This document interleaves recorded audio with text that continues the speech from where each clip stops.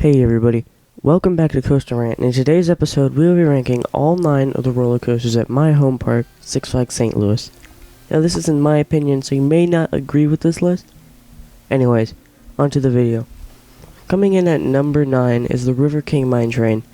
This is an aerodynamics mine train coaster that actually has a pretty interesting history. First, it opened up with the park with 2 tracks, then one of the tracks got stand-up trains added, then removed, and then one side was demolished in 1987. This ride is pretty fun, although it can be a little rough at times, especially in the back, but otherwise, it's a pretty great coaster. At number 8 we have Boomerang. This is a relocated boomerang from Six Flags over Texas. There isn't much to say about this ride because they're scattered across the world and you've probably seen or ridden one. The only thing this ride has going for it is the view at the top of the lift hill. However, this ride seems like it is never open and has already valleyed once and derailed. I wouldn't be surprised if this coaster only operates for a couple of more years. Coming in at number 7 is another cloned coaster known as Pandemonium. This is a Gerstlauer spinning coaster. This ride is fun, and if you can get a good spin on the ride, then the ride will be even better. This ride doesn't do much for me and always has a long line, so I usually tend to skip it when I visit.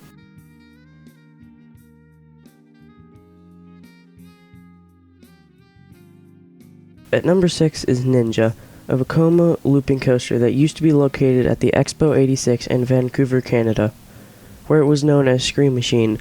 This coaster has 4 inversions that are all pretty smooth in my opinion, except for that Sidewinder, which is one of the most painful moments on a coaster that I have experienced. But it does have a great head chopper, which is the chain lift. A lot of people say that this ride is one of the worst coasters in the world, but I personally disagree with that and have never really had a terrible ride on it. That was so dreadful, I think it's one of the worst in the world. At number 5 is the classic Screamin' Eagle.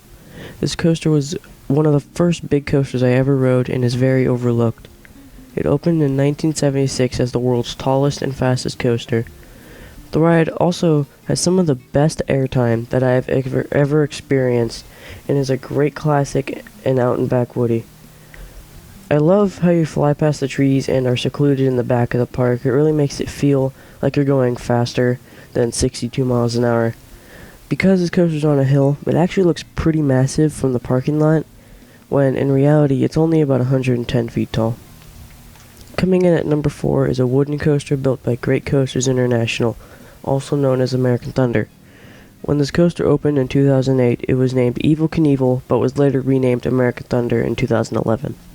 It is situated in the front of the park, so it usually draws in a good amount of people at opening, because it is one of the 2 coasters in the front of the park. If you don't end up getting stapled by the ride up, you'll get some great ejector airtime. However, my only complaint about the coaster is that it feels a little too short, but because of the space they had to work with, I don't think they could have made the ride any longer. But other than that, this ride is a fantastic coaster for the park.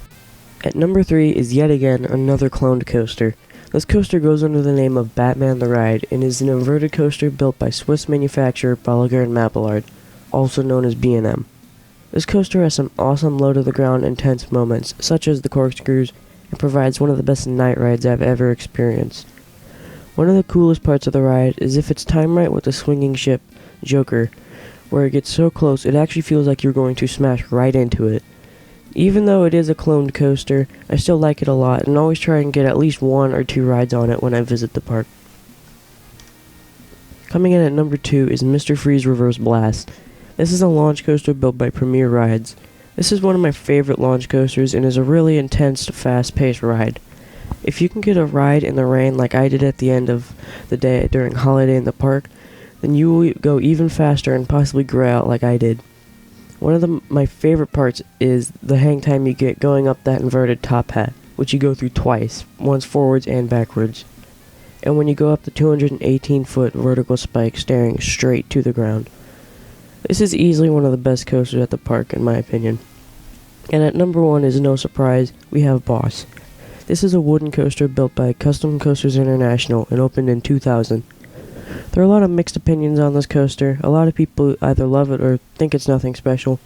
However, you do have to admit that this coaster is enormous.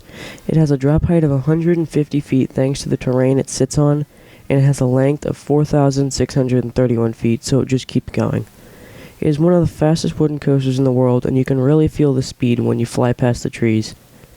The coaster actually used to have a helix as its ending, but it put too much stress on the train, so now it's just a turn. You can actually still see where the track for the helix used to sit on when entering the queue line. Boss ranks at number 12 out of every coaster I've ridden, and was one of my first big coasters, and is one of my favorite wooden coasters. Well, that was it for today's episode. Tell me if you guys agree with this list. If you don't, I would love to hear your list down in the comment section.